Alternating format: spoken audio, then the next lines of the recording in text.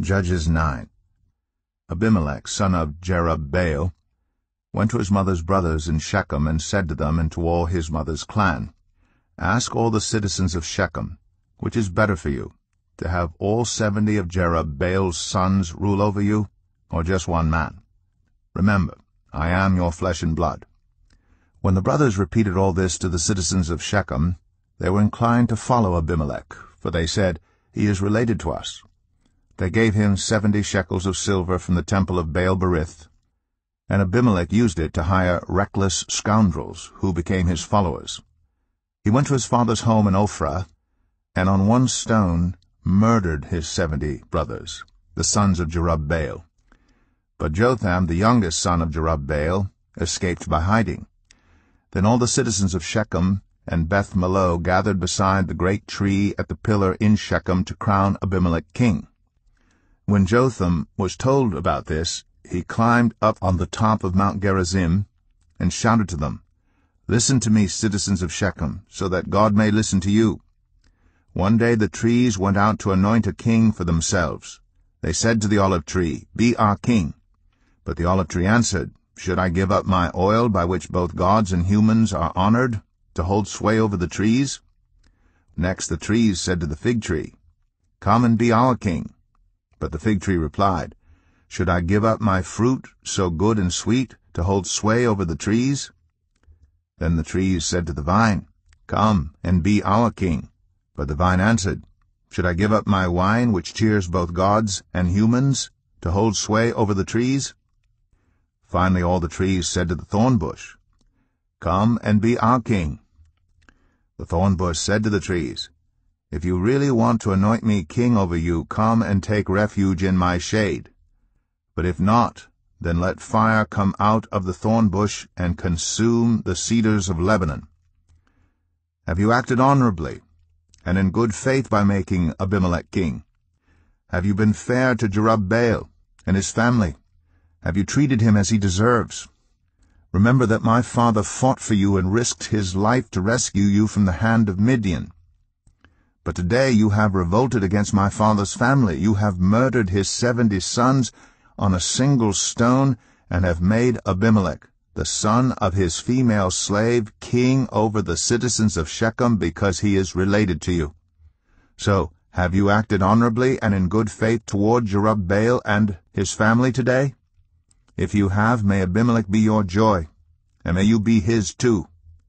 But if you have not, let fire come out from Abimelech and consume you, the citizens of Shechem and Beth-Millo, and let fire come out from you, the citizens of Shechem and Beth-Millo, and consume Abimelech. Then Jotham fled, escaping to Beer, and he lived there because he was afraid of his brother Abimelech.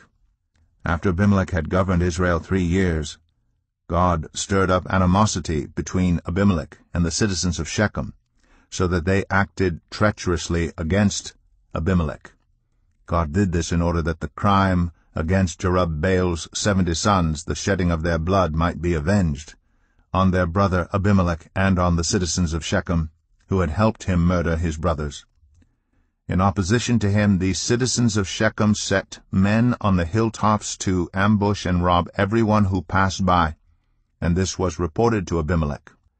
Now Gaal, son of Ebed, moved with his clan into Shechem, and its citizens put their confidence in him.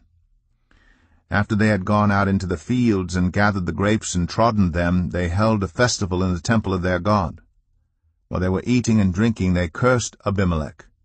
Then Gaal, son of Ebed, said, Who is Abimelech, and why should we Shechemites be subject to him?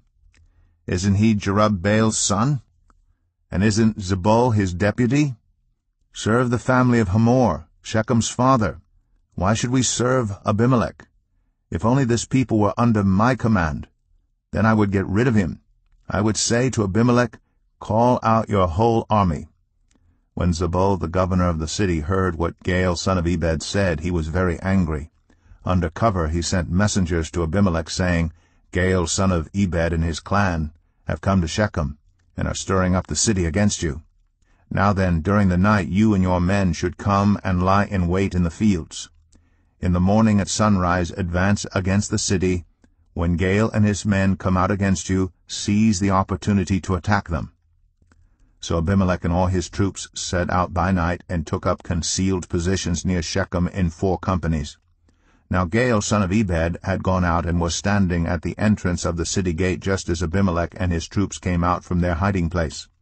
When Gaal saw them, he said to Zebul, "Look, people are coming down from the tops of the mountains." Zebul replied, "You mistake the shadows of the mountains for men." But Gaal spoke up again, "Look, people are coming down from the central hill, and a company is coming from the direction of the diviner's tree." Then Zebul said to him, "Where is your big talk now, you who said, 'Who is Abimelech, that we should be subject to him?' Aren't these the men you ridiculed? Go out and fight them." So Gaal led out the citizens of Shechem and fought Abimelech. Abimelech chased him all the way to the entrance of the gate, and many were killed as they fled. Then Abimelech stayed in Arumah, and Zebul drove Gaal and his clan out of Shechem. The next day the people of Shechem went out to the fields, and this was reported to Abimelech. So he took his men, divided them into 3 companies, and set an ambush in the fields. When he saw the people coming out of the city, he rose to attack them. Abimelech and the companies with him rushed forward to a position at the entrance of the city gate. Then 2 companies attacked those in the fields and struck them down. All that day Abimelech pressed his attack against the city until he had captured it and killed its people. Then he destroyed the city and scattered salt over it. On hearing this, the citizens in the tower of Shechem went into the stronghold of the temple of El-Berith. When Abimelech heard that they had assembled there, he and all his men went up to Mount Zalmon. He took an axe and cut off some branches which he lifted to his shoulders. He ordered the men with him, "Quick, do what you have seen me do." So all the men cut branches and followed Abimelech. They piled them against the stronghold and set it on fire with the people still inside. So all the people in the tower of Shechem, about 1,000 men and women, also died. Next Abimelech went to Thebez, and besieged it and captured it. Inside the city, however, was a strong tower, to which all the men and women, all the people of the city, had fled. They had locked themselves in and climbed up on the tower roof. Abimelech went to the tower and attacked it. But as he approached the entrance to the tower to set it on fire, a woman dropped an upper millstone on his head and cracked his skull. Hurriedly, he called to his armor-bearer, "Draw your sword and kill me so that they can't say a woman killed him." So his servant ran him through, and he died.